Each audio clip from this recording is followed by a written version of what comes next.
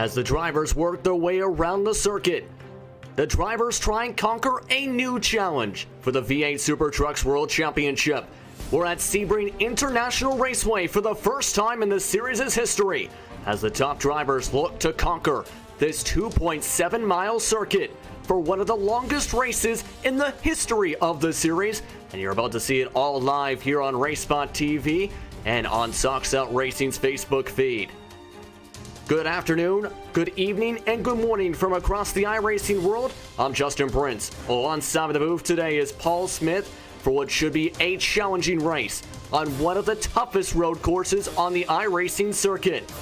It's round number 3 as talked about, and the second round in 2 weeks for the month of March, after some wild racing at both Interlagos and Phillip Island, and the first sprint round in the history of the series, mixed in a bundle of super sprint races that have been a part of the first few rounds of the season.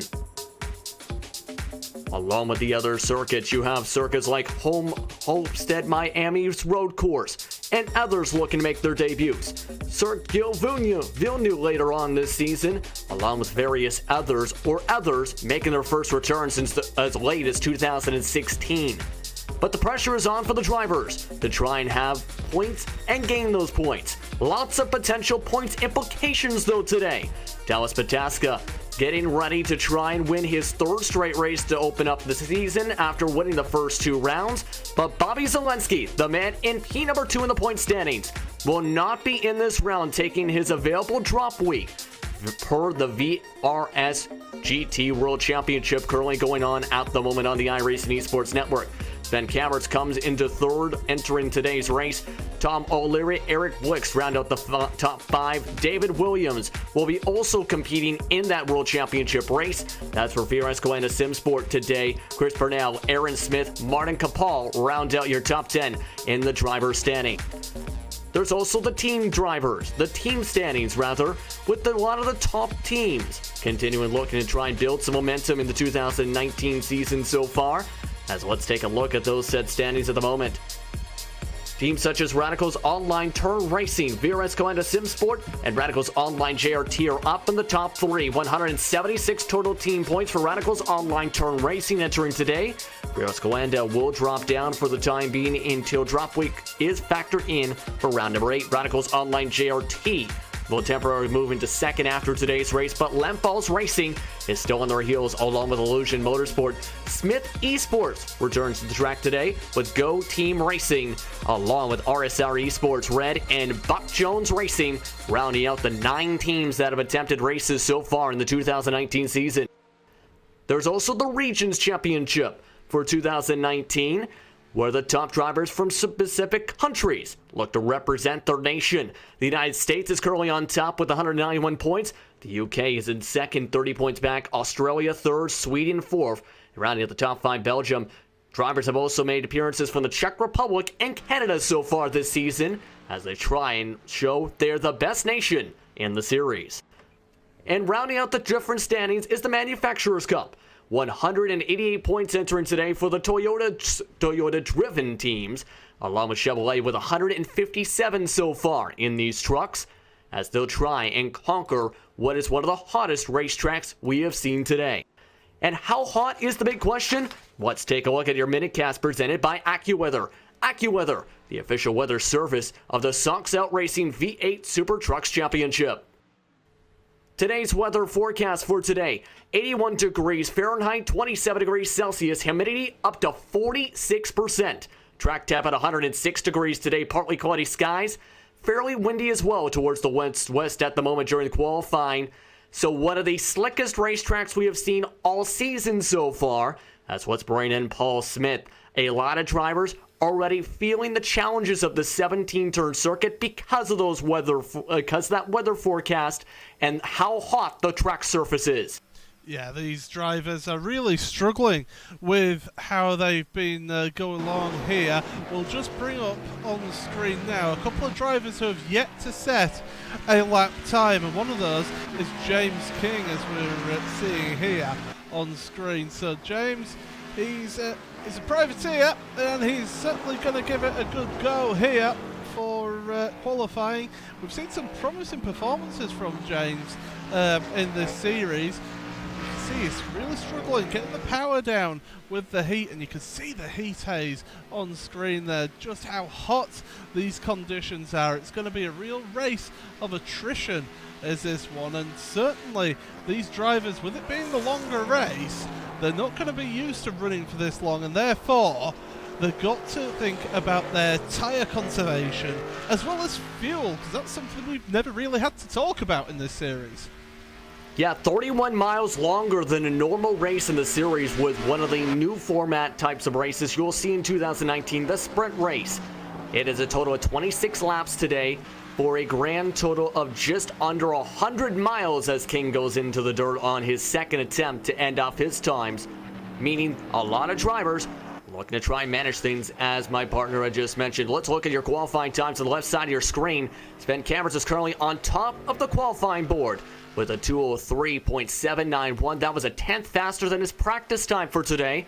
Dallas Pataska, Thomas O'Leary in the top three. The Radicals online trucks have been looking very strong so far throughout this session, through practice and as well in qualifying, as we've seen. Yeah, you look at that grouping there, in that sort of midfield, you look at how close it is, only 1 second covering 5th down to 10th, so that's going to be a pretty close battle that we will see here today, and it's always good to see a nice big grid here, and 20 trucks are going to be taking part in this event, and we've been alluding to the length of this event. It is 26 laps of this race, which equates to around about 93 miles in this one, so really it's going to be a tough ask for these drivers to look after their tyres here. But certainly in qualifying at the moment, we're just seeing how they're getting on here as they're heading down towards the hairpin. One of the trickiest points on the track, because it's so easy to lock up a brake, to lose control of the truck. But nicely done there by Connor Horn as he goes out of the hairpin, heading through Fangio. Yeah, Connor Horn joining Go Team Racing this week, teaming up with Danny Solo for the rest of the season after starting off as a privateer as he goes for the drift. He's able to save at that time through Cunningham and heading into Collier now. But that's been something we've been seeing all day, is some drivers have been going for a stable setup today with the weather. Others, such as Connor's, they're trying to go and maximize speed, but by doing so, you have the potential of lighting up the rear tires, as you see him now head his way towards Bishop. Fantastic piece of track here as well. You can see that truck bouncing about on its suspension and moving about at the rear. That just shows you how tricky it is. Up over the curb at Le Mans there.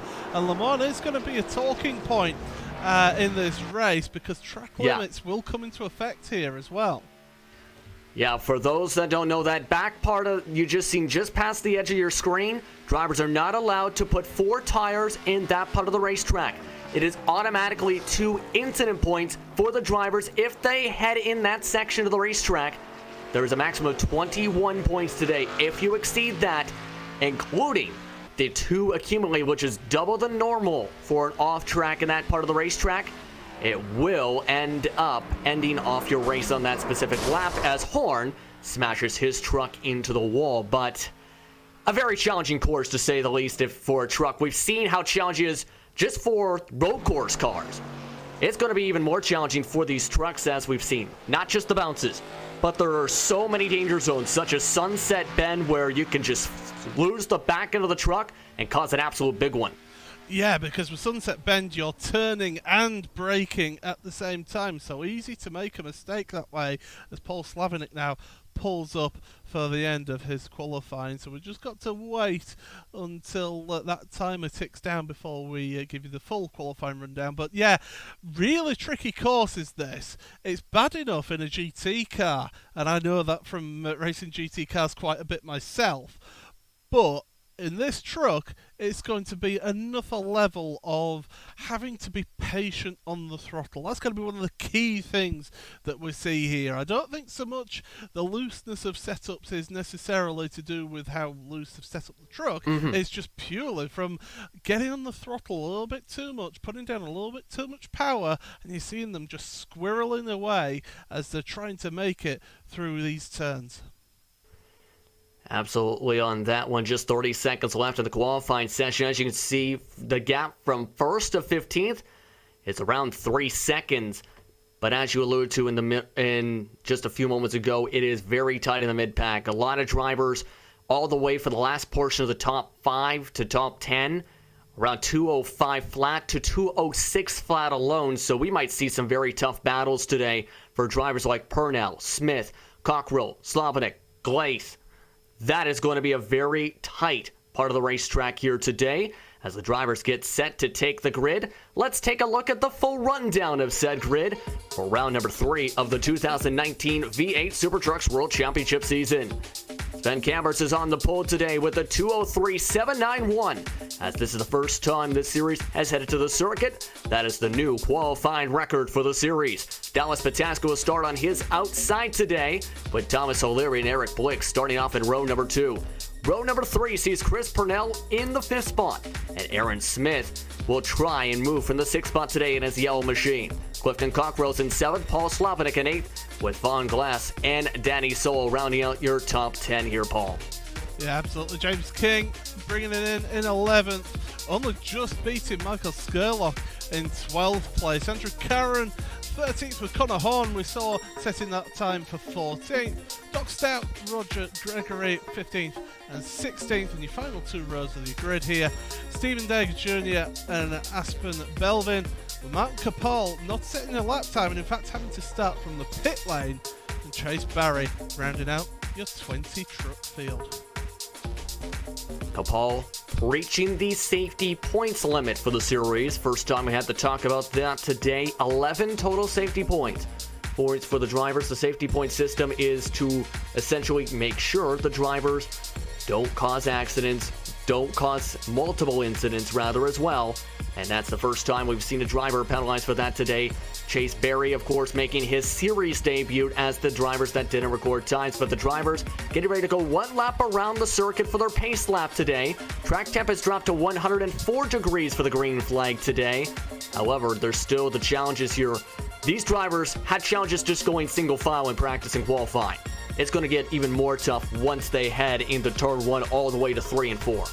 Yeah, it's going to be a real challenge for these drivers in these NASCAR trucks, and it's certainly one that I'm looking forward to. But the safety car is pulling away, and it is, of course, the Porsche 911 safety car here on iRacing now, a new safety car for this year, as we're going in towards turn number 1 then, and we're on board here with Sven Kamertz, and you can hear that engine is just on tick over here. He's just letting it roll with the clutch depressed here. He's wanting to use as little fuel on this warm-up lap, on this pace lap, as possible, because fuel is so crucial here in this event.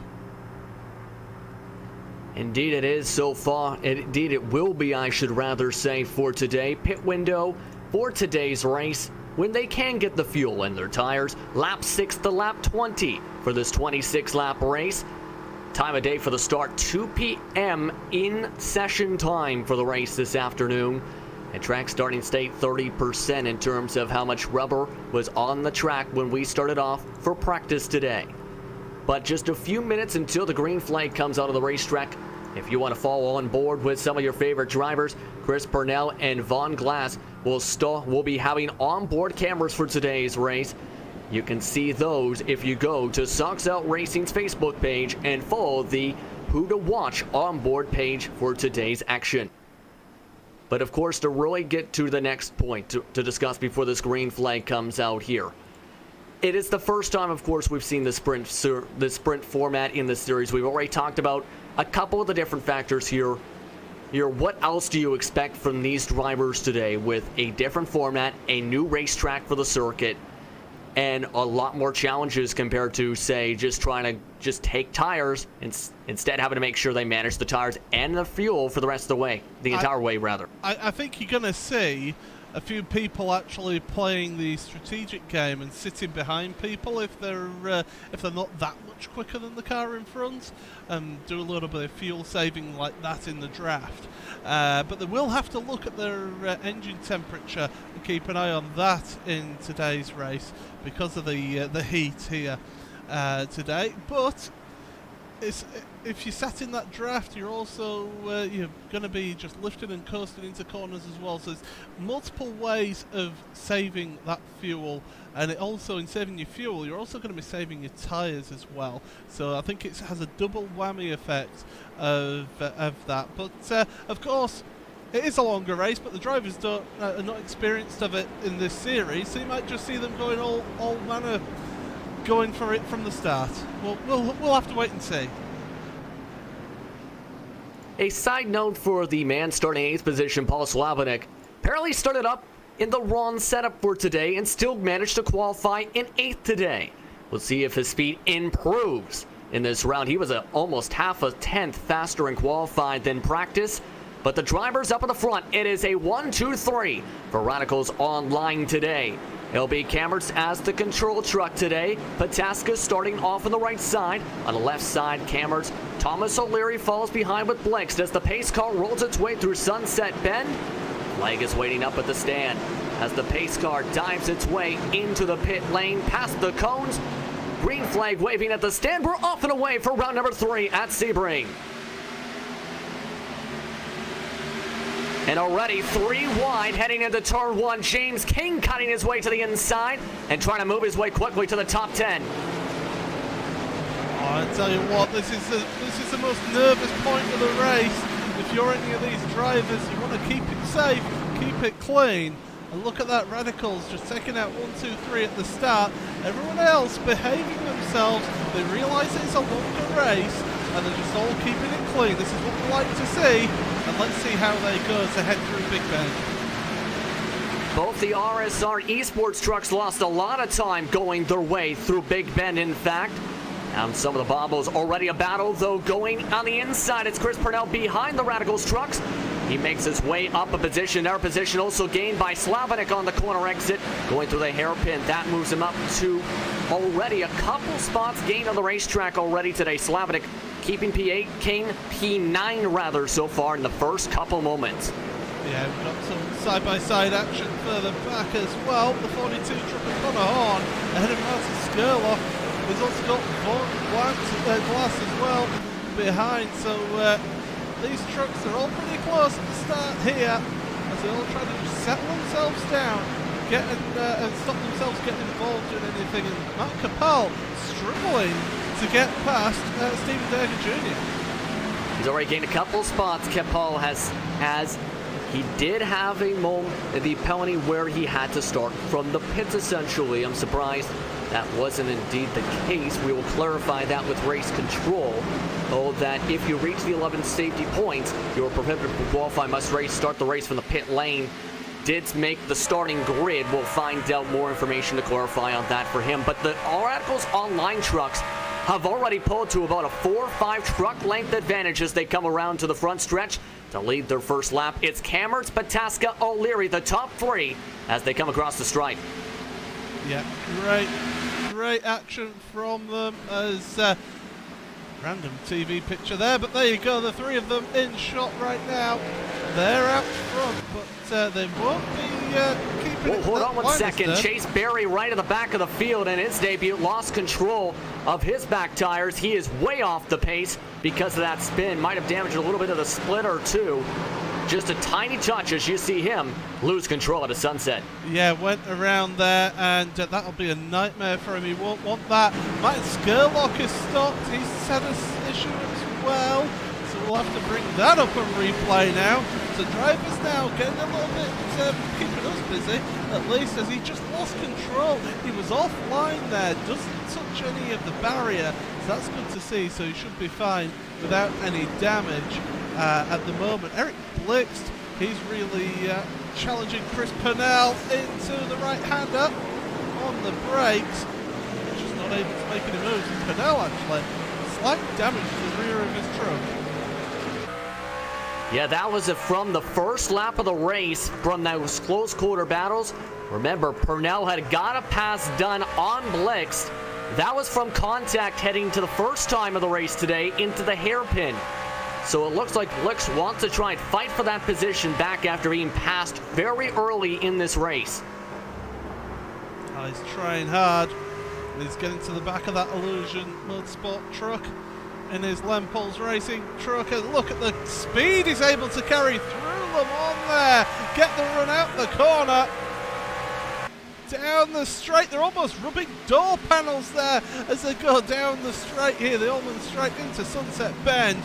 Onto the brakes. Now you can't, this is a corner of 1,000 lines, and you can take multiple lines through here, and it's mainly you want to get the run out the corner to get the run down the pit straight. But look at the gap that the three leaders are pulling out already, 2.5 seconds ahead of Blixt. Yeah, that's a dominating pace. The time's coming in from the first full lap around 2:04 for all the Radical trucks, within 0.2 of a second for them. The next driver's a full second off the pace. That is a major difference in team speed so far today. The top, all the same drivers, all the same team rather, faster than every other team so far, as Smith has already ducked it into the pits, it looks like, in the 70 truck.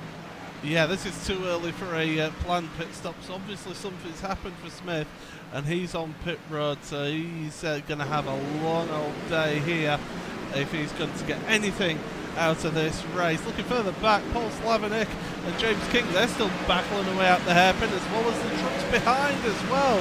Connor Horn, Dennis Sola, and Vauclaise as well. As Doc Stout and Matt Capel now. Capel's moving his way through the field, and Stout is his next target here. Yeah, he's already gained. Capel has +5 since the start of the race, making +6 with the pass towards the inside line. So he's starting to move. Doc Stout, meanwhile, he was saving a little bit, has had a, as we're talking about, a bit more conservative setup, it seems, where he isn't going towards, yes, he isn't going towards the maximum RPM downshift, but it is helping the tires a bit, as it looks like an RSR truck not going to get some help. They were in the grass in the backdrop. Yeah, so these drivers, they are struggling. Chase Barry is way behind after that spin earlier on, and he's having a few issues today, but he's still running in 19th. But now everybody's knowing what they've got underneath them, and let's see what they can do in terms of lap times. I'd be interested to know, by the way, if there's any team orders in the Radicals Online team, because the three of them at the front, they're 4 laps into this race, and they're staying line astern as it is at the moment. Yeah, right now no one really pushing each other, or in terms of trying to pass. They've all just worked in a single file line. Eric Blixt was actually the fastest truck that time, though. Now that he's gotten away from Purnell, so things are getting a little dicey in some other parts of the field, though. Danny Solo, Vaughn Glass, they're battling now for the 10th spot on the racetrack, separated by 4/10. But of course, as you can tell, that is not a big distance in terms of that small of a time. Yeah, but the better run from Solo out of the left-hander onto the brakes for the hairpin. Let's see who's better. Solo just seems to get the better run through the hairpin, and seems to do well there. Glace just spinning up the rear tyres there while we're on board with him. So that's not ideal for this race, especially with the temperatures we've been talking about. Another thing that we haven't mentioned really is the Hard Charger Award. We haven't touched on that at all. Yeah, there are a couple drivers already that could be potentially eligible for that we've already seen some giant moves. The Hard Charger Award, compared to 2018 to 2019, for those that don't know, no longer goes to the fan vote for the season. However, it is the greatest positive change in the position over the course of the race, and who finishes in the top 10 that is awarded $5 in iRacing credits. For example, let's say a driver starts at the front, but they end up losing a ton of spots. If they say recover those positions back by the end of the race, that puts them in the potential spot to earn the Hard Charger award. Last week, it was Tom O'Leary, because Tom O'Leary, if you think back, started up towards the front, went back to the low teens in the field, charged his way back up to that top 5 battle that we seen at the end of the race before being awarded the Hard Charger award for round number 2 here, Paul. Yeah, absolutely, and it was well deserved as well for Thomas. He was absolutely on it there. But I tell you what, battle further down, it's just sort of just settling down now, I feel. I think that the drivers have got their heads into this as a longer race. The closest battle on track is this one further down. It's Roger Gregory, Stephen Dagger Jr., Aspen Belvin and Martin Skurlock as well, all battling out for the 14th place of Doc Stout.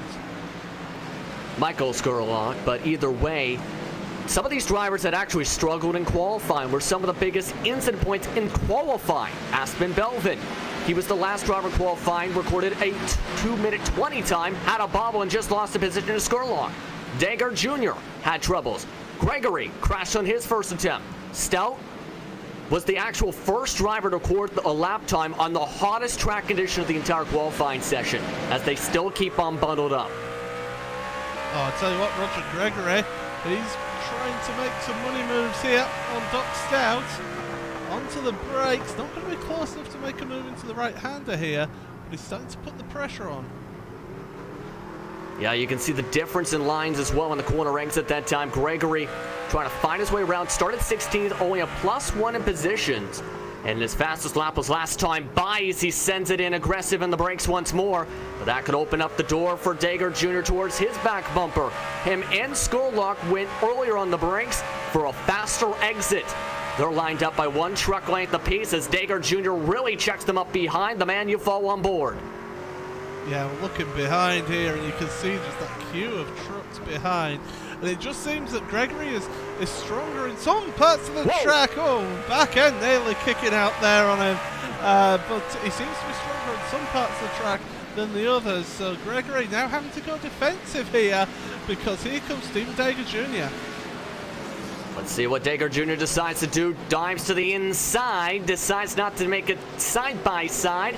No, he will, because Gregory overruns the apex of Sunset, and they'll be side-by-side heading into turn number 1. It's the corner of many lines, but that time it looked like Gregory nearly overshot Sunset, but he's still on the preferred line heading into turn 1. Dagger Jr., though, on the preferred exit position as Gregory gets squeezed, and Gregory loses 1 spot. This is great action. Absolutely great action. Here comes Skurlock now. He wants to get involved in this battle, and he's going to come up alongside Gregory, trying to go around the outside. Brilliant stuff there from Skurlock. Gets it on the curb on the outside, but manages to hold on to the spot. Brilliant stuff there from Michael Skurlock. And I think Gregory in that position too thought, why should I go side by side heading into one of the tightest parts of the racetrack? May as well. Know he's a bit of a faster truck. Let him on go as Gregory struggles a bit on the corner exit, a hairpin once more. He's now stuck in a battle with Belvin up front though. Skurlock, last time by was in P17. He moves up to P15 in half a racetrack. Able to outbrake on the outside, Dagger Jr. Yeah, right. Oh dear! Dagger Jr. Will he keep it out the wall? Yes, he will. Well done, Sunshine. That's great truck control. We'll have a look back at that one from on board here on the roll bar. And wow, that was heart in mouth stuff there for Dagger Jr. And you see, he gets on the power. The truck just kicks out. Oh, he goes drifting across the grass and carries on well held.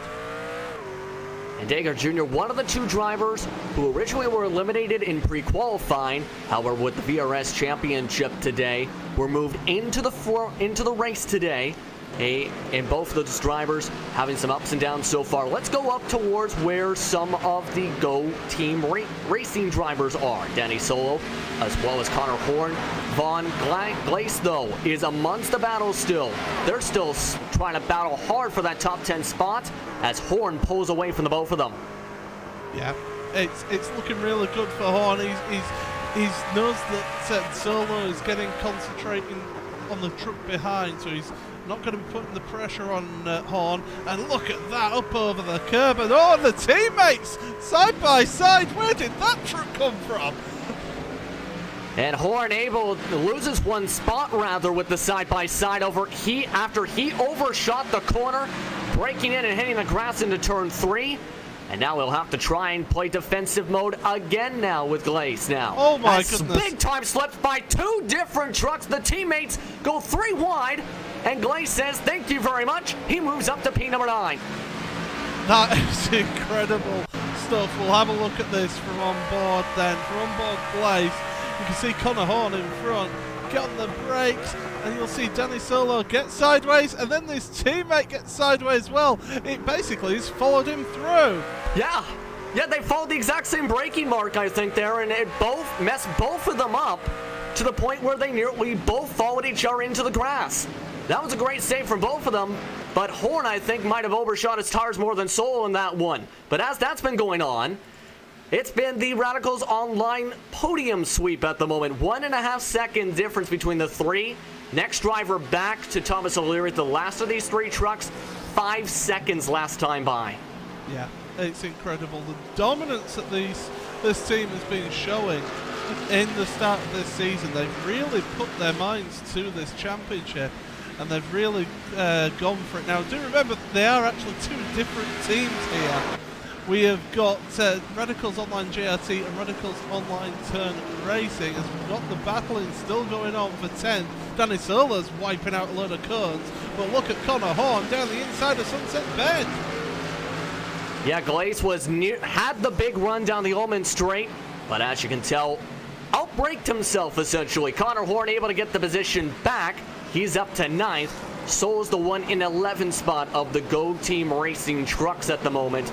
And as this all going on, Andrew Caron is slowly closing in. Pit window is open on the racetrack. Again, drivers must pit by lap 20. Of course, they have to come in for fuel regardless, as Glace has a bad corner. Yeah, and Solo's looking to take advantage of this. Of course, Danny came into the series last season, and he's been getting used to the trucks and getting used to how they feel and how they run. But certainly giving it a good go as more sideways in front of them. Glace this time, and Solo just can't quite take advantage. Oh, sideways there for Glace. He's back up and running. But here comes Karen now, the teammate of Glace, to come through. So Solo has lost a position again after gaining 1, and Kapal is joining the back of this lot now. Where did Kapal come from all of a sudden? +7 now in the racetrack. Kapal has been running the 207s. That puts him in the top 5 in times. As you look at the race replay from Glace, you see the overshoot of the exit of the hairpin, and then just lost the back end. Yeah, no contact. That was good, nice and clean.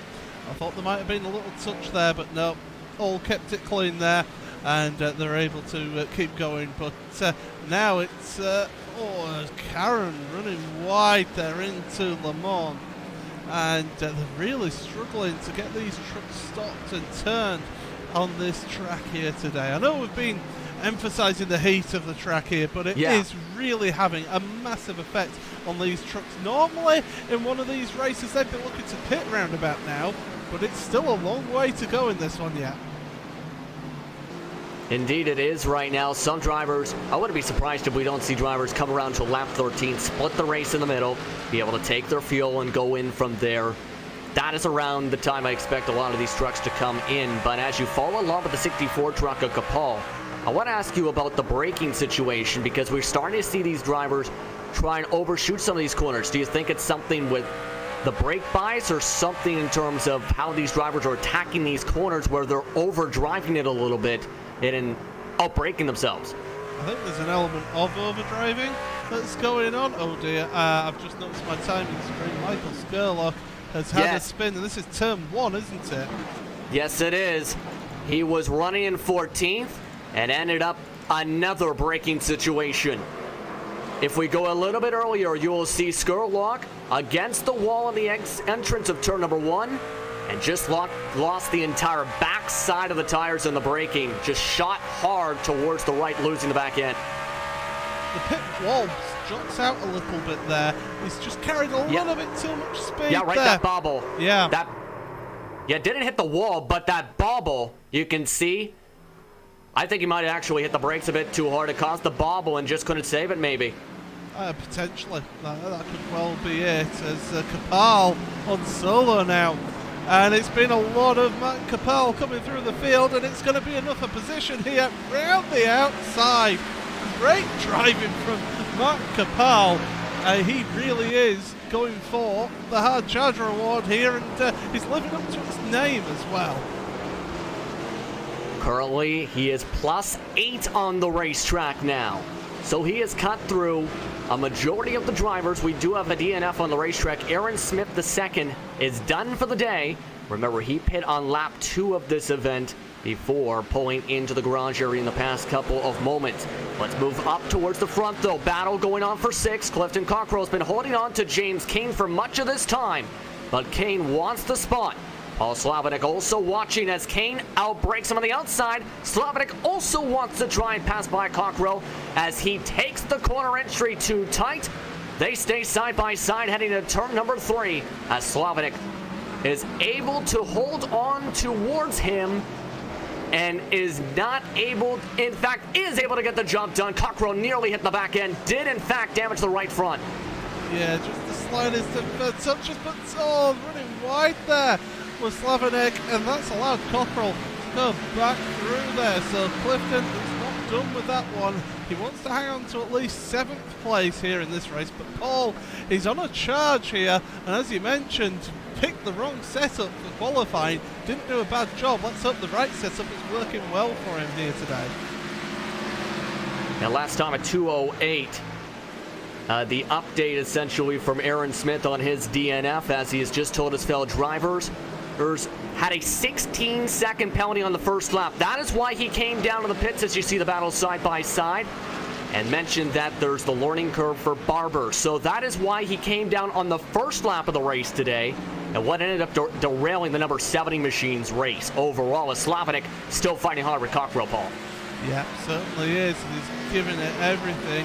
I'm also keeping an eye on our timing screen, because the lead battle is just under 0.4 of a second between the two of them. So those two definitely are, there's no team orders there. They're going to be pushing for a win here. Oh, Slavinik taking the tighter line into Le Mans.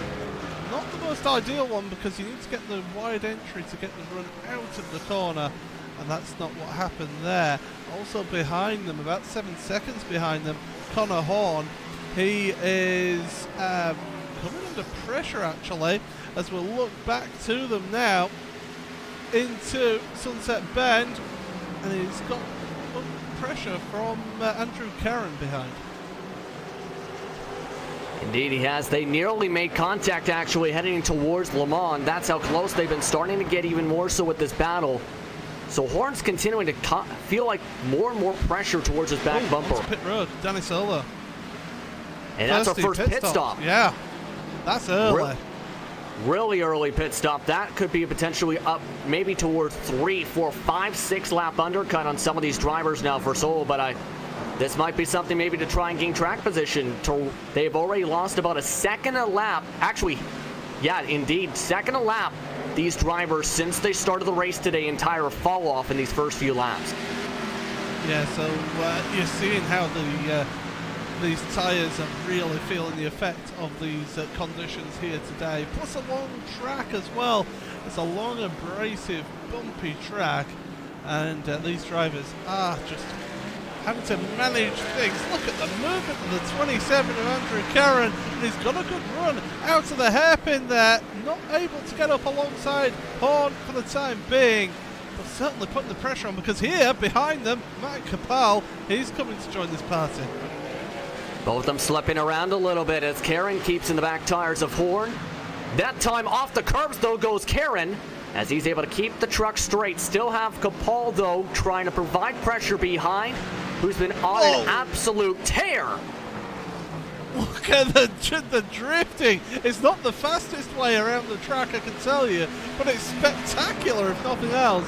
But I think those rear tyres will be starting to cry foul now on that 27 truck. As that's been all going on, Michael Skurlock in and out of his pit stall for the second driver to pit today. Roger Gregory also slamming into the wall in live action at the 18th spot last time by and just destroying his truck. So Gregory's rough day continues for him, but the battles continue on as you'll see what happened to Gregory's truck. Yeah, we'll just look back at this one quickly then. Hits the curb. Oh, that unsettles the rear. Oh, there's nothing you could do about that. He's almost a passenger at that point, and that's heartbreaking to see. Hopefully the truck's not too damaged. He can head onto pit road and just get a quick repair done to that. Let's go back to that battle, though, for ninth now, because you've got Horn that's shown flashes of speed so far in the rounds that he's competed in. You've got Karen that's looking to have his strongest run so far this season. And you've got Kapal, who had to start from shotgun on the field. That is setting some of the fast paces as you look on board him. If you're some of these drivers, when do you decide to come in to try and undercut these fellow drivers to gain that set position? Because right now, you're heading to the halfway point of the race, just in about the next lap and a half. I think realistically you want to try and get as far into the second half of the race before you make that pit stop, because you will have so much more advantage in the second half of the race. As Karen, look at that, almost out of control there. Kapal's got a run here. Good grief. Well, the car control was absolutely excellent there. Kapal makes it through, but oh, does he? Because he loses the back end as well. They slide around a little bit, able to keep it going as Karen on the outside line as he gets the pass back undone. As they head their way into turn number 13 to the tower corner. Kapal bounces his way around on the corner exit. Able to keep it stable, both the trucks now, as a lot of wheel hopping starting to go on for both of these drivers as Horn now pulls away because of these two battling. That's a great point you make there. They're slowing each other down here with all this battling, and it is showing, but I think Karen is feeling that the effects of these tyres a lot worse than Kapal at the moment, because he saw how difficult he was finding it to keep control of his truck. I'm just going to quickly look to the front, because look at Pataska now. 2 to 3 tenths of a second between him and your race leader Sven Kamatz. James King also into the pits at the same time. Slavinik will jump up a few spots because Cockrell also jumped into the pits this time by. But getting to that battle with Pataska that we've been seeing now. Pataska, a couple laps ago, nearly dived to the inside of his teammate in Cameras. He's looking like he's the faster truck now. Last time by, he set just about a 5/100th of a second quicker lap time. I think right now maybe he's thinking, I know him quicker. This may be a setup that Cameras was a big part of helping as they nearly run into lap traffic. But he knows that he's been the more dominant driver overall, especially in the long run. It looks like he wants to try and take that lead now.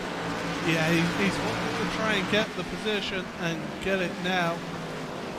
As I say, they're in two separate teams, even though they're both Radicals drivers. Yes. The Sven Kamatz is in the Radicals Online Turn Racing, whereas Dallas Pataska is in the Radicals Online JRT team. So two separate teams here. So there'll be an element of respect on track, but they're still competing to win the championship. Chase Berry pit that time by.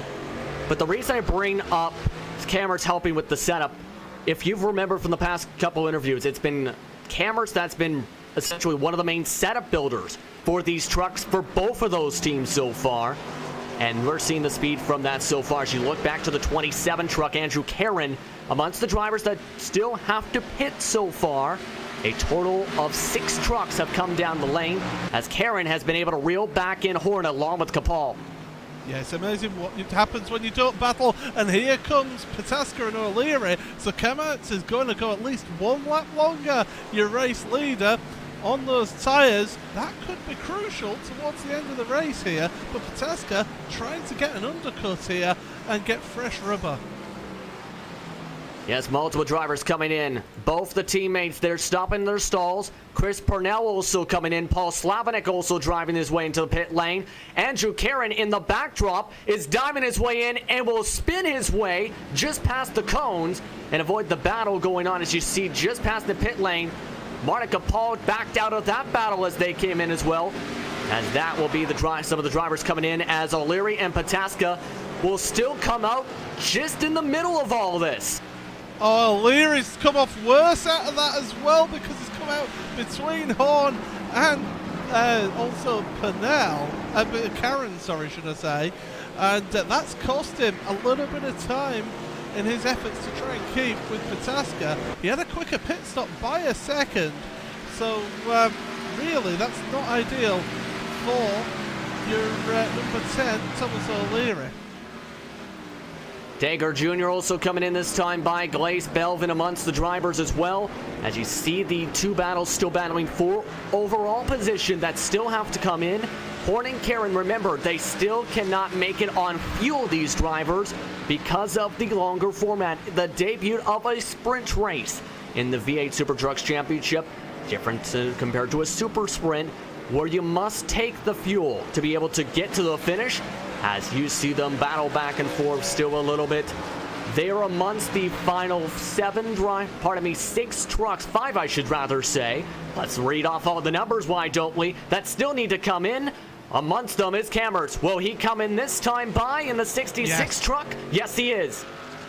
Okay, he needs a really good pit stop, and he was hard onto the brakes there. We're going to bring up the track map here. So you'll see in the bottom right hand corner, the number 19 is Dallas Pataska. He was the person who was in second place when he came in on that last lap. Let's see how we can do with Sven Kemmerts. Of course, new fresh rubber, new Goodyears on this truck. There will also be some more fuel going on board as well with them. He's still stationary. He's still on pit road. You can look down. You can see Pataska coming down pit road and down the pit straight. Here comes Sven Kemmerts. I believe they're going to switch position here as they're coming into turn number 1. And it's Pataska with the undercut making it work, but Kemmerts with fresher tyres. One lap difference. That time by, it was Pataska setting one of his faster lap times so far. Horn has come in this time by, but the overall points leader coming into today, Dallas Pataska, takes the race lead for the first time today via pit strategy. There are 2 drivers, though, that still have to make sure they don't run out of gas on the course. Eric Blixt and Andrew Karen. Remember, the first undercut driver came on lap number 10. That is a 16-lap run that Eric Blixt is trying to make on fuel. Yeah, look at this. He's got 12 laps remaining in this race. He's out at front at the moment, is Blixt, and he's giving it absolutely everything. He's leaving nothing to chance here, pushing it to the end of this stint. He might as well abuse his tyres if he's due to come in on this lap, because you're going to get rid of them anyway, so you might as well get every last bit of performance out of them whilst you can. But we've seen the drop off of the tyre performance here today, and look at that on the power, just can't get the power down, and still carrying on. Further down your order, by the way, Clifton Cockrell coming under pressure from Paul Slavinik as well. Indeed, let's go back to that for the fall off. Just to compare with Blixt, he's 3 seconds off his fastest lap time. Drivers like Pataska, Cammers, and O'Leary were just about 1.5 seconds off. Kane amongst the drivers that pit a little bit earlier than Purnell, so a slight bit older tires for the man trying to go on the attack. However, Purnell has been really under pressure much of this race today in the Illusion Motorsport machine. Yeah, he has. James King has been the one putting the pressure on him as we keep on looking at that battle between Slavinik and Cockrell. Eric Blixt is on pit road at the moment, so we should see where he comes out. Meanwhile, Dallas Pataska, new fastest lap, 2:04.293.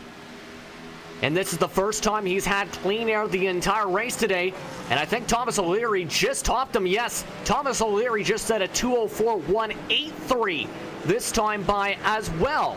He's about 7 or 8 truck lengths behind his two corporate teammates, to be specific, on the racetrack. So O'Leary's starting to find some speed now, as they are still what is a big distance, 16 seconds back to 4th where Blixt is at.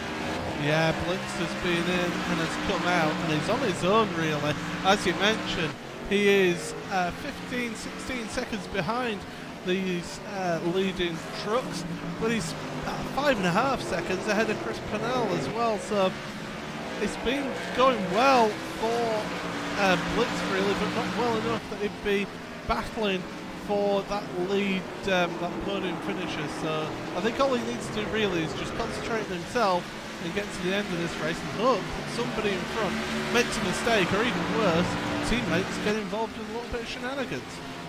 You see those two of those teammates, rather, staying up at the front right now, separated by about just under 3 tenths now on a much better run heading into Le Mans by Camert.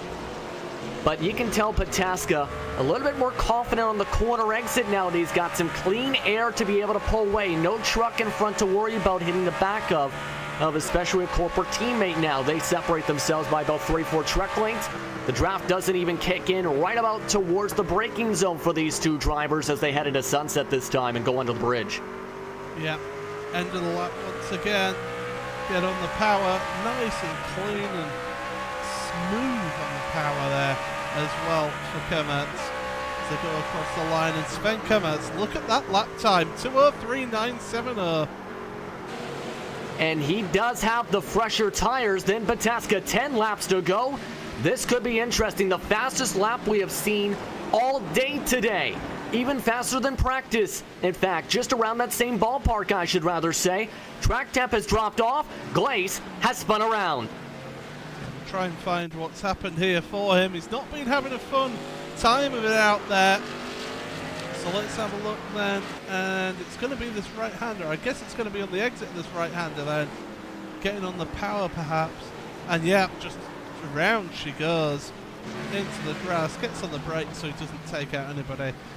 Good heads-up thinking from Glace, but unfortunate for him, dropped down to 17th, but is right on the tail of Dacre Jr.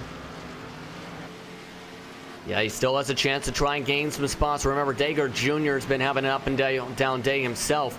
Before that spin, last time by, Glace was about a second quicker per lap in terms of pace compared to the 63 truck that he's trying to keep up with. As Dacre Jr. nearly hits the inside barrier on his corner entry, takes the exit wide. Glace takes it tight, actually squeals the tires a tiny touch, and has the better run heading in out to the front stretch to try and make the pass for position. As he gains one position back after his spin, he's up to 16th. Yep, nicely through down the inside, made the most of that corner exit, got the better run. Was able to get on the power earlier as well. We're going to look to the front here because look at this lead battle. Camert, he wants that lead. Pataska breaks a touch bit later this time compared to Camert. Nearly loses the back end this time through sunset. The faster driver has been the one who's been able to take the tighter apex and exit, it seems so far today here at Sebring. As Camert goes by the start and finish line along with Pataska, 9 laps to go. Camert still falling in the tire tracks, trying to find a way around his corporate teammate. As they head down to the corner exit once again out of turn number 1, they're separated by just a couple of tenths as they head into turn number 3. What can Camert do to try and make a pass, try and pressure his teammate, knowing this is some of the biggest pressure he's felt this entire season so far in the 19 truck? I'll tell you what, this is yeah, you bang on the money there. This is the most pressure that Pataska has had to face this season. Look at that, Camert's just braking that little bit later into the right-hander there. And yeah, Camert's really has been giving him the ringer here. And Camert's, remember, did qualify in pole position, so we know he's got the pace in this truck as well. Remember Glace, remember he gained a spot on Dacre Jr. Well, he just lost that both the spots he had gained on back essentially from that spin because just a few minutes ago, he hit the tire barrier, is back and up and running, avoided damage, however, to the truck, so just stopped it before providing significant damage, but he is all the way back in 18th in what is now a disaster second half of his race today. Try and take that back a little bit further. There we go. It's in the same corner as well as the last time, and it just kicks around, just glances against the wall. No real damage done there, so he's fine and still running. Glace gives that wall a glance that time. The drivers in front also looking to try and give a glance at a position battle. It's Slavinik trying to fight for 7th still on Clifton Cockrell, as they're separated again by just under 0.4 of a second. These two have been fighting like cats and dogs since they both came out of the pits, essentially. Why can't cats and dogs just get along? It's the eternal fight. But anyway, these two certainly have been going at it at each other's throats like that, and it's been respectful driving though. It's been real close, and I'm sorry, I'm going to have to go back to that race lead battle because now it's less than 0.2 across the line. Last time by, they were near dead even in time. 6/1000 of a second separating the two. 8 laps to decide who will come away with the win as Kammert's late brakes compared to Pataska heading into turn 3. But again, dead even in terms of the entries. Look at the back bumper as Kammert's is just matching them toe for toe, tick for tack, in every single entry and exit, it seems, on the racetrack as they head their way to toward the hairpin. Yeah, this is where you're going to see that braking. Look at how close Kammert's gets. A little bit of squirreling under that braking effort as well. Oh, a little bit of kick out there as well for Pataska. So it's not all play sailing here for these drivers. At the front, they are pushing each other to the trouble. Paul edge. Slavinik just went off the racetrack, hitting the Armco barrier on the right side, heading into turn number 3. He'll lose at least one position as he lost control, heading into the turn number 3 off the corner exit. Yeah, we're just having a look at that back now for you. Oh, wow! He locks the rears, it looks like, on the downshift. I wonder if he snatched the wrong gear. That had to be a money shift or something there. Yeah, that was exactly what happened, I think. Might have downshifted instead of upshifted. Shot the truck to the right. He's lucky he didn't blow the motor on that, too. Yeah, he really is. He's fortunate with that one. And managed to keep it relatively clean as well. So he's dropped one position to 9th place. Oh, Roger Gregory is the only the second retirement in this race, but he's decided to pull that truck over into the pits. His day is done here.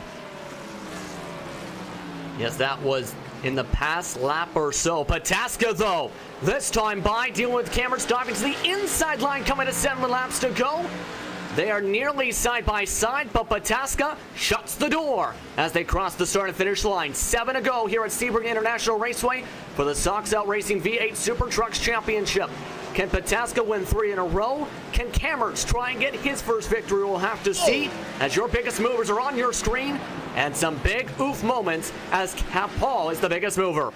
Yeah, Kapal is the biggest mover in your field here, but Kammert's there getting really sideways, looking to not lose the backhand there, and able to keep the truck on the track. That's just the first sign of maybe him really pushing it to its limits.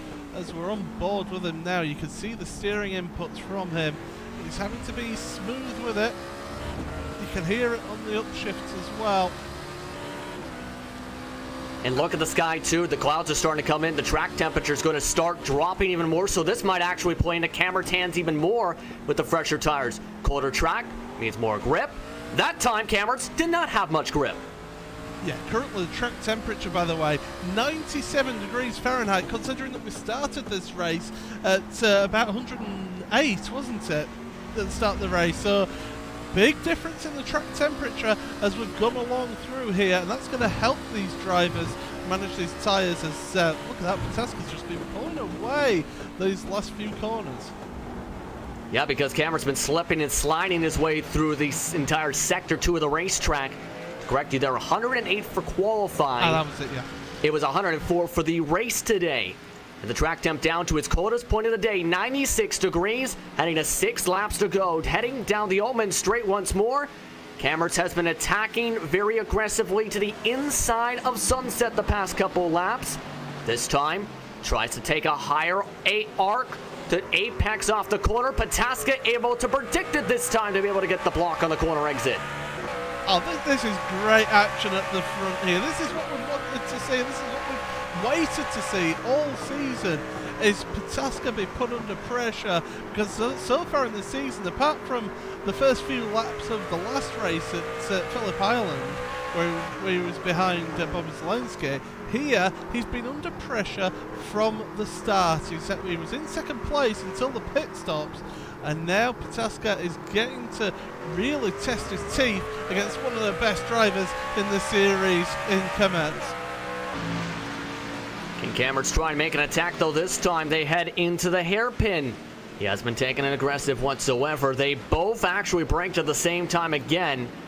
And a tighter apex for Pataska, wider exit for Camerts, leads to a slightly better run off by Pataska this time.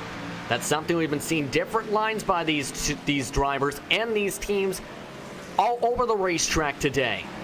And it seems right now, Camerts taking some corners more aggressively to the inside. Pataska taking some of the corners more conservatively as Camerts approaching his more aggressive part of the racetrack. Yep, really pushing that truck now, really getting onto the back of Pataska now. Pataska 7 laps on these tyres, Sven 6 laps on these tyres. So only a lap's difference between them entire length, but it's going to be how they use those tyres is going to be crucial as well. So out the Le Mans corner, down the Almond Straight, they've got a little bit of lap traffic ahead of them as well. So hopefully that won't come into play here. That's Von Glace who's in front of them. Should stay out of the way though, as these two now different lines once again. And look at Kamats now taking that tighter line. Camerts doesn't touch the grass that time. Can't get the run off, though, as they still say about the same distance. Glace now about 15, 20 truck lengths in front. 5 to go. A high five from the flag stand as Pataska tries to defend the inside right to the wall this time through turn number 1. They head now once again towards turn 3, 4, and 5 as it looks like Pataska is still trying to play the aggressive defense. They're going to catch Glace, though it looks like potentially this time, if not next time by. Yeah, that could come into play depending on where they catch them as well. This is the closest battle on track. There is a battle for 10th place, but there's a second between them. Andrew Curran staying ahead of Connor Horn in that one, so we'll keep an eye on that on the timing screen. Actually, that battle, I should say, I'm just looking back at it. Heading into Cunningham, Horn lost that spot you were talking about because he went sideways, and now Karen is nearly sideways and potentially could give Horn that position on back. So it looks like a couple very tight battles on both sides of the racetrack right now. Yeah, great stuff. This is wonderful. This is why we love this series. It is just always really good close battle. It doesn't matter if it's at the front of the field or if it's in the midfield. It's still brilliant action. But we'll take the coverage just back to the front of the field because we're getting towards the Almond Straight, and that's where Sven has really been the strongest, coming off of Le Mans corner onto the Almond Straight. Again, Pataska still holding on, heading to Le Mans Straight, coming out of Le Mans rather to the Almond Straight. As they head down the straightaway, he does have maybe a slight touch of draft though from Glace. They didn't reach him quite yet. He is about 15 truck lengths just under that mark. So let's see if this affects the corner this time. Much more aggressive braking compared to the lap traffic. Camerts and Pataska bring that down to just under 10 truck lengths as the tire starts to go off in front. 4 laps to go this time by. Oh, and that's good thinking from Glace. Sees that the leaders are coming up, so gets well out the way. That's great heads-up driving from Vaughan there, and congratulate him on that. He doesn't want to get involved in this battle, and that's great driving to see that in this series. Look at Sven looking dangerously. He wants by now. As that was going on, just a quick update on that battle for the 10th spot. Horn just took it back after Karen went off into the grass as they've continued to go back and forth. We stick with the race lead though. About 3.5 laps to go this time by as these two team drivers, these two corporate teammates rather, look to try and get the W. They have pulled away from their teammate, their corporate teammate, and Thomas O'Leary as they both nearly bounced their way through the hairpin. As Pataska still defends their fastest lap times in the same ballpark as each other. It's amazing how even these two are as they head into the right-hander once again. You've got to be so patient with your throttle through this section of track. It's so easy to lose control here. get on the power and then brake. You're still going to be turning whilst you're braking. Get that apex, get on the power. Pataska and Kamatz now starting to squirrel under power application. So obviously these two are starting to struggle with their tyres. And this is where we're going to see whether that strategy of pitting one lap later was worked out for Sven Kamatz. We might not see until maybe the final 2 laps, maybe the final lap, in fact, with the difference as Kamatz bounces his way around the rumble strips. Now lose him maybe about half a temp down the straight. That was a bit costly that time. Yeah, that's a mistake. That's not going to help him. We were talking about other close battles on track. We'll keep an eye on this for the time being as we go through turn Sunset Bend. Once again, as it's going to start 3 to go this time by, but I'm going to take our attention just quickly back to Martin Kapal, the man who's on this one-man charge through the field to get the Hard Charger Award, and he's now on the back of Clifton Cockrell. And this again, this has been closing in quickly. Cockrell holds up Kapal though this time. Was that a potential off-track penalty there? You can't go and take 4 tires above that white line. He did in fact do that. That doesn't push him across the incident limit though today, as Cockrell's actually been the cleanest driver of the race. That would technically be his first incident points of the race today, as he still holds on to 7th. Yeah, look at that though. Kapal, he's on 1 lap younger tyres as Kapal than Cockrell. He's had the pace of a lot of drivers here today. And is he going to look to the inside of turn 1? No, he isn't. He's going to hold that line for the time being.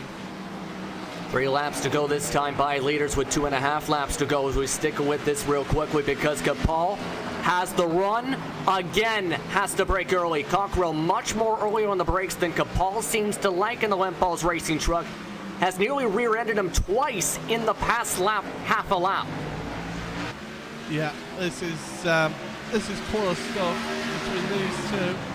It's close stuff between your leaders as well. We'll take you back to that battle in just a moment. We'll look down into the hairpin. Kapal not going to make the move here. So we'll quickly bring your attention back to your race lead battle then.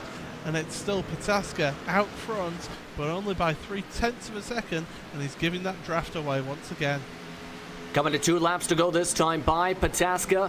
Again, moves his way down the Omen Straight. Kamatz trying to follow as they charge their way into Sunset. Lap traffic is ahead at Stephen Dager Jr. There is the chance they might reach him in the white flag lap as they head to 2 to go this time by.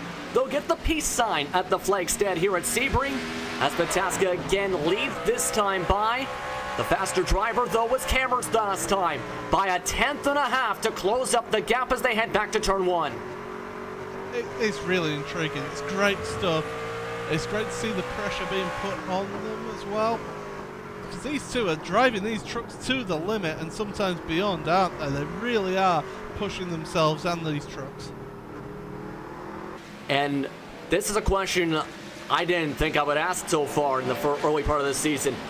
What do you think Kamatz say if he has a chance, give, say, a little bump and run or the chrome horn to try and take the lead and the win away, or do you see him keeping this race clean and keep trying to minimize any type of contact for this race as the battle for Kapal goes back and forth? Yeah, Kapal almost out of control through the exit Sunset Bend as they're going into turn 1. Wide line for Kapal. He's not going to hold that position though. He's going to try and get the cutback, and that's worked perfectly for Matt Kapal because he's going to have the inside line to the left-hander here, and finally he makes his way past Clifton Cockrell for 7th place in this race.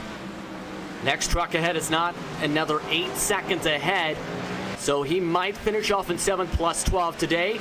Leaders have just passed the lap traffic, however, Kamatz didn't get as good of a run that time, heading through Collier, passing the lap traffic, because in part from the position along the outside line, was able to close it back up though with some late braking through Bishop. Coming down towards the white flag this time, under a lap and a half to go for round number 3 of the V8 SuperTrucks World Championship here at Sebring. Can Cameras try and pass for the race lead? Can he try and get it back as Pataska wheel hops? To the inside goes Cameras. He gets the run on the inside through Sunset. The fresher tires come into play as Cameras takes the race lead. White flags up in the air of the stand. It's not over yet, is this one, because here's Pataska looking to the inside of turn 1. He got loose through Sunset Bend. That's the opportunity that Sven's been waiting for here, and he's going to keep it clear. He's on the dirt there on the exit of 1, onto the brakes. These two fighting away. You wouldn't believe that they're at the same team. But there you go. This is what you get. Your biggest enemy is your teammate. Pataska that time messed up Sunset so bad he was nearly 4/10 slower than the now race leader in Cameras. Can he try and get the position back though on one lap older tires? They still have about two-thirds of a racetrack to go. They head through the hairpin this time out of turn number 7. Now down Fangio into turn number 9 towards Cunningham. As Cameras again plants the power down, much more stronger than Pataska. Look at that gap it's pulling out there. Sven, he just needs to not make a mistake here, and he should have the race victory here. What a drive it's been from both of these drivers. Indeed it has been. Both of these drivers pulled away from the rest of the field by as much as 12 seconds from Thomas O'Leary. They still have a third of the racetrack to go. Can Cameras hold on? Can Pataska provide the pressure as they move their way now through turn number 14? Just a few more corners left as Pataska sends it in very hard, heading towards Bishop in turn 15, heading towards now in turn number 16. He takes the wider arc this time. Has the draft? Could that be a factor through Sunset's the question? Down the Ullman straight they go. Cameras, he led the entire first half of the race. He was able to retake the race lead, heading to the white flag. He has only one more corner to work with. As Cameras takes the wider arc, Pataska can't get to the inside, as it's going to be Sven Cameras exiting at a turn 17. He'll take the checker flag and win round number 3 at Sebring. The first sprint race goes to Radicals Online. Awesome performance. Absolutely brilliant. Hats off to both of those drivers. The fact that they were able to beat their teammate by 10 seconds is just testament to how good those two were. We'll look back. Eric Blix is going to come through in 4th place, but we'll look back further here because Paul Slavinik still embroiled in this battle with Clifton Cockrell. It's going down to the final turn, and Cockrell is having to just defend, and I think he's just far enough ahead to keep that position. He reeled back in Cockrell from as much as 15 truck lanes back just a couple laps ago. Can Slavinik get that spot? He drives to the inside. Cockrell bounces his way towards the apex. They'll be side by side for P number 8, but Cockrell's able to hold on. He'll keep the 8th spot. Slavinik finishes 9th, and Connor Horn will run his way on his own for a top 10 finish with his first race with his brand new team for Go Racing behind them. Oh, look at that exuberant exit to Sunset Bend, getting on the power and drifting it out. Speaking of drifting, Andrew Curran into the wall. Now, heading towards the checkered flag. Danny Solo might have a chance, but he'll come away with P11. Wow, that was a dramatic end there. I think Solo just had an instant towards the end there as well, so because he was really wide through Sunset Bend. So he comes across the line now. I'll tell you what, it all happened. Doug Stout was still within about 0.8 of a second of Aspen Belvin, and they're going to come across the line in 14th and 15th positions. What a breathless race, Justin. I really enjoyed that race. It was an absolute thrower today. While the leaders and Radicals Online pulled to a corporate 1-2-3, the battles were insane today, to say the least, at Sebring International Raceway. The last of the drivers go around for their cool-down lap as Sven Cameras has won his 2nd career race in the series. Let's take a look at your race results today. Your unofficial race results on your screen. Sven Cameras, as mentioned, has won his 2nd career race in a 1-2-3 for Radicals Online for their 2-team contingents.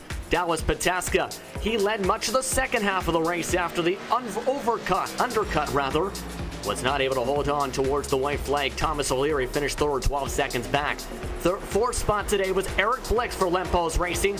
Chris Parnell rounding out the top 5. James King finished 6th. Martin Kapal started 19th today officially. Came away in 7th. That was a plus 12 today. That is a potential hard charger candidate. We'll clarify to be right after this results page to see if that is indeed the case. Clifton Cockrow in 8th, Paul Slavic in 9th, and Connor Horn with his first race with his new team and Go Team Racing put on a good show. Finished off 10th today. Andrew Caron 11th despite crashing to the checker flag. With Danny Solo rounding out the top 12. Chase Berry and one of his first races of his season today came away 13th. His teammate finished off in 14th. Doc Stout came away 15th after starting 15th. Michael Skurlock, he was having a wild one to say the least today, finished in 16th spot. The drivers that finished a lap down: Stephen Dager Jr., 1 lap down.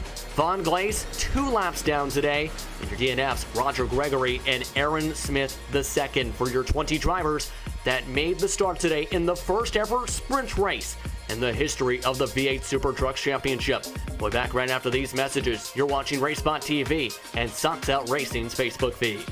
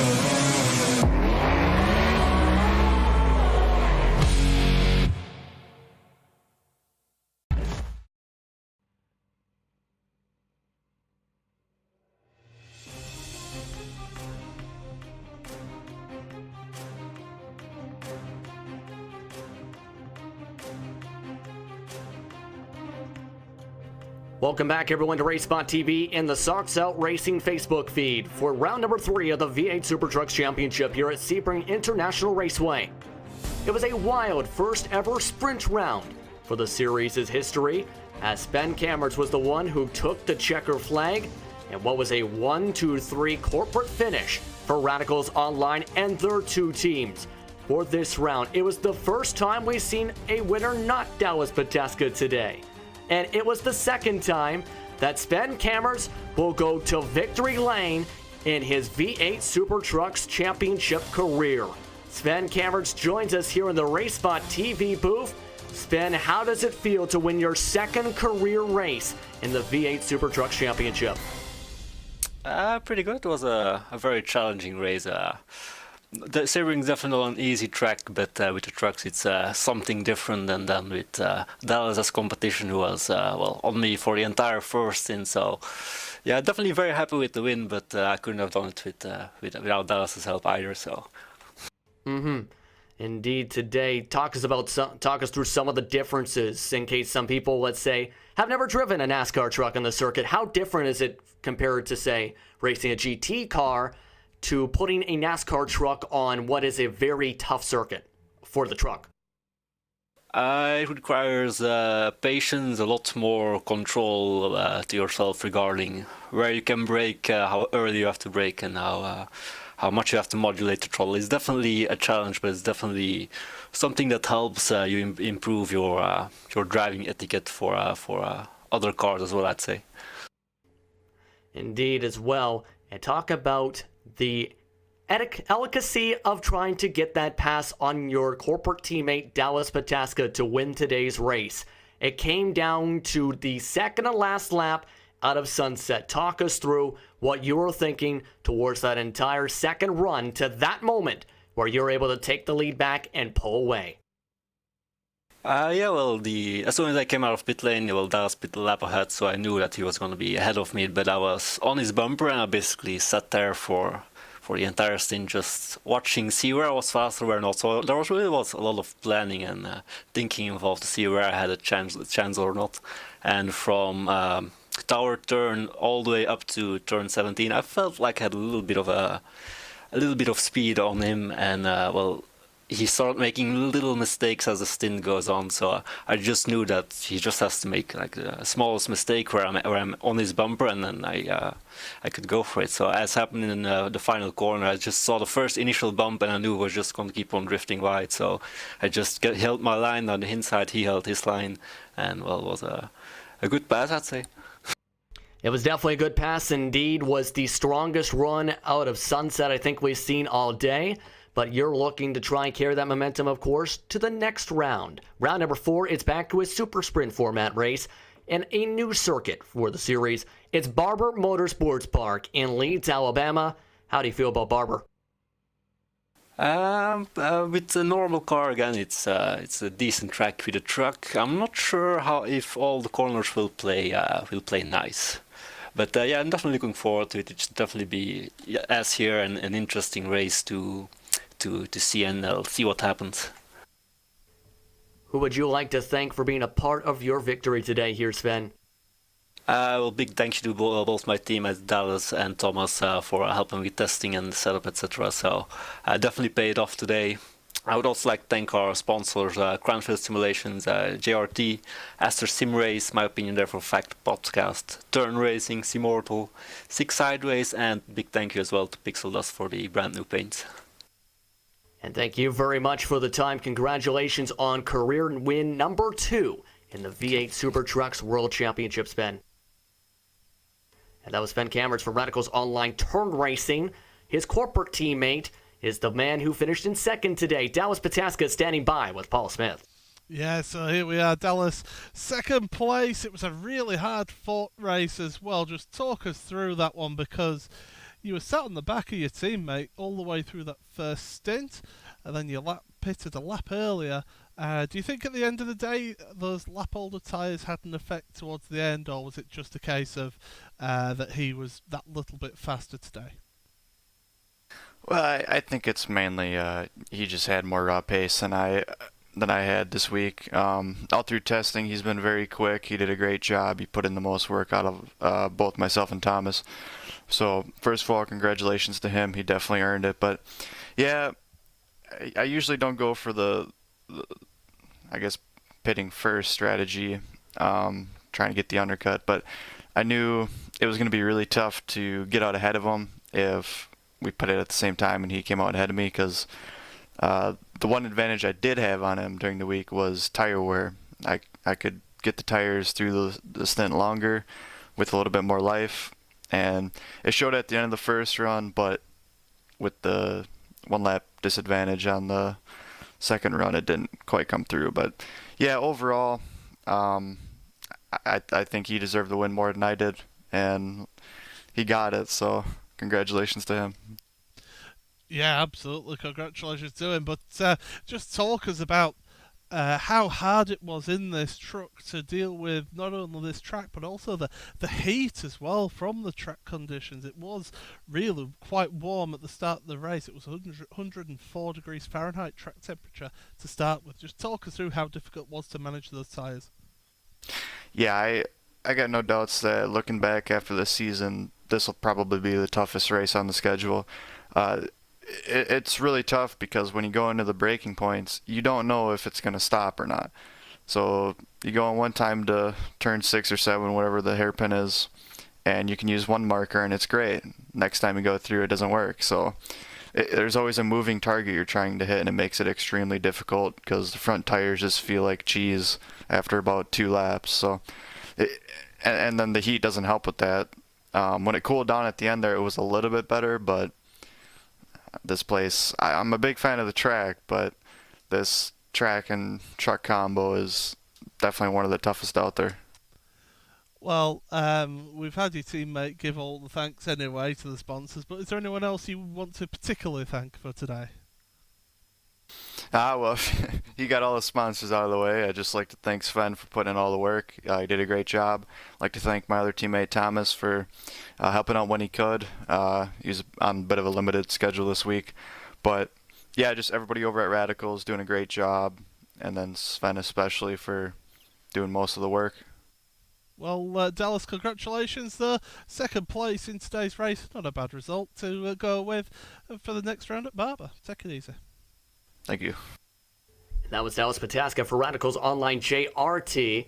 Let's talk with someone that made his first ever series start today. He gained 7 spots from the start, finished 13th overall, had some wild moments to say the least. Chase Berry joins us here in the broadcast booth for Buck Jones Racing. Chase, talk us through how your race went in your opinion for your first start in the series. It was pretty eventful. I spun it trying to be too careful on the first lap, so had to try to make up ground from then on. How much of an adjustment period was it to try and get used to racing a NASCAR truck on a road course, especially at road courses that you never really see them go to in real life at the moment?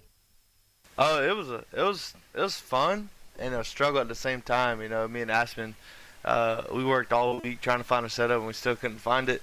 And it was good. It was fun. It was exciting.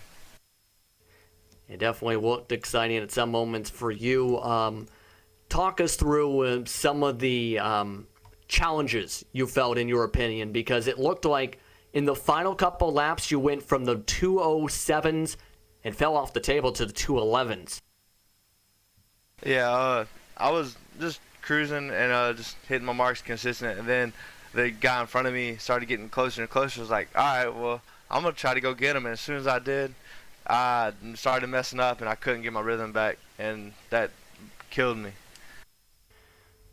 Indeed, right now, with Barber, though, that's the next round on the schedule. What is you and your teammates' approach for that round to try and tackle that brand new circuit for the series for a second straight one that's making its series debut? Probably just get laps. Like I said, I've never been on I've never been on Barber before, so it's pretty much just seat time and laps and laps and laps, and then hopefully find something that works and hope for the best. Anyone you want to thank before I let you go here, Chase? Yeah, I want to thank Aspen for like I said, teammate helping me out and working with the setup and everything. I thank my sister Kendall Berry, that's sponsor KB's All Around Shop. She sponsored us and everything. Get your shirts, decals, all that good stuff made. Just hit her up on Facebook and she'll take care of you. So that's pretty much it. Congratulations on the strong debut in the series. We'll see how you go at Barber. All right, thank you. That was Chase Berry coming away 13th. Had the positive overall positions gain today. But before Paul Smith speaks to our hard charger for today's race, we want to clarify one thing. We talked about at the start of the broadcast, Martin Paul was supposed to start from the pit lane due to race penalties from safety points entering the round. However, as noted about the second or third lap of the race, he did start on the grid, as in he took the green flag with the rest of the field while charging through the field. That was not what he was supposed to do. He was supposed to start directly from the pit lane. That would have put him at least 30 seconds behind the rest of the field, making him ineligible per race review at the moment for the Hard Charger Award for today. Martin Capal not eligible for the award. James King has been awarded round number 3's Hard Charger Award. The privateer driver is now standing by with Paul. Yeah, so there you go. That's news to you, James. Hard Charger Award winner, $5 to the rich. Just talk us through that race. You must have been. It must have been a difficult race for you, but it must have been a fun one as well. Oh, it was certainly something. The last time we ran here was with the B cars, and they are a lot more planted than these trucks are. Just holding on to the thing was enough of a challenge. But obviously, I did have a pretty bad qualifying. I could have been over a second faster, which would have put me it would have put me starting where I finished. So I suppose it kind of worked out well in one way. Well, that's it. I mean, just talk us through moving through the field. Was it mainly just looking after your tyres and getting people at the right points, being patient with the truck, or was it just good fortune and a little bit of luck as well? It's a mix of all of it, really. I tend to be quite sensible when it comes to passing anyway, compared to last year, of course, where I used to make good friends with the back of Talk Freak cars and things like that. But it's been a sort of a bit of a change of attitude for me. Play it a bit smarter and try and make places up the correct way. Well, it certainly worked for you today, but before we head off, we've got Barber Mud Sports Park as the next track for you. How are you? Are you looking forward to that track? It's probably my favourite track on the service, so I mean, normally I'm used to driving things like the IndyCar or the DP around there, so the truck will be another challenge, but really looking forward to it. Well, before we let you go, anyone you want to give a quick mention to? Obviously to Christian for the great setup he provides that we all the drivers can use. I know not everyone does, but it got me home today, that's pretty much it, I guess. Well, congratulations, James. Hard Charger Award winner for the Sebring event. Take care. Thank you very much. Cheers. That was James King, a privateer, and your Hard Charger for today, +5, and finishing 6th overall. And of course, that kind of tells the story of make sure you know what your strategy will be. Make sure you know what to expect for the race. And to make sure you know if you have a penalty that time, that might hurt Capal in the points heading into Barber for sure. Yeah, I've been interested to see what the review is on that, of course. As always with these events, the race results here are unofficial, and of course awaits official review from the series admins. So at the moment, it is James King. Mike Capal did finish on the road in 7th, but we'll have to wait and see what the review says about that one. There has been one clarification for that we've just been given. He will be expected to start from the pit lane at Barber at the very least for the next round, for round number 4. But round number 3 was a doozy. Your final thoughts overall here for Sebring? I mean, it was a race that had everything. It had really close action. It had drama, Very little incident as well. It was all really just little self-spins, and that's what we don't like to see, the self-spins, but we'd rather that than having big mass pile-ups. So hats off to all the drivers here today. They put on a great show, and I thoroughly enjoyed it. I can't wait until we go to Barber Motorsports Park. I can't wait either. It's the first time the race series goes to Barber as well. It, as mentioned by some of our interviewees today, a track with lots of turns, 2.38 miles, 27 total laps. That is round number 4. That'll be on April the 13th, a super sprint round.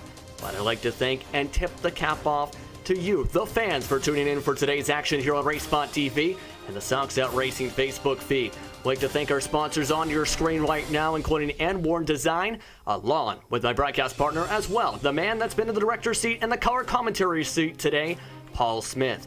For everyone else, I'm Justin Prince saying so long from Sebring. We'll see you for round number 4 at Barber. Enjoy the rest of your weekend and stay safe.